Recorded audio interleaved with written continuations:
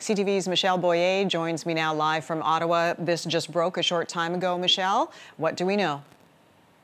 I could tell you, rolling out the red carpet, and that is going to be happening on October 26th. MPs are going to be sworn in. Justin Trudeau's cabinet is going to be sworn in on October 26th at Rideau Hall. He is committing to making this new cabinet gender balanced. Also, Parliament set to resume, as the Prime Minister has hinted, before the end of fall, and that, we're told, will be on November 22nd. Freeland, it's already been announced that she's going to stay on as Deputy Prime Minister as well as Finance Minister, but the rest is all up in the air, and I think there's going to be quite a bit of speculation as we move forward. Other things that we're waiting to hear on. The speech from the throne. In the release this morning that unveiled the news, there was a lot of talk about COVID. There was talk about conversion therapy. Something else that also jumped out at me, Jen, was Justin Trudeau says he's reached out to the leaders of the opposition parties to discuss, next week in fact, a number of things, including how to work together, obviously, because Liberals are in a minority situation. But this is interesting.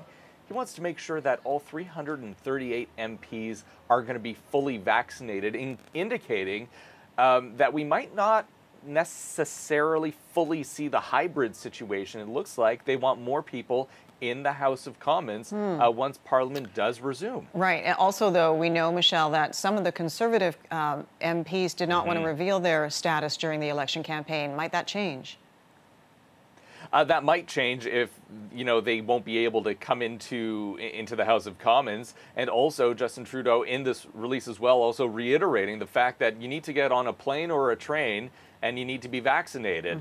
So for example, an Alberta MP who perhaps may not be vaccinated, that might make the trek to Ottawa very, very long. They might not be able to board, and then comes into the question parliamentary privilege. So you can imagine that these conversations might be somewhat difficult. Sure. Real quick, because we're almost out of time, I just want to ask for a couple names who might end up in cabinet that we might see some new faces. Yeah, well, Justin Trudeau has lost a number of female cabinet ministers.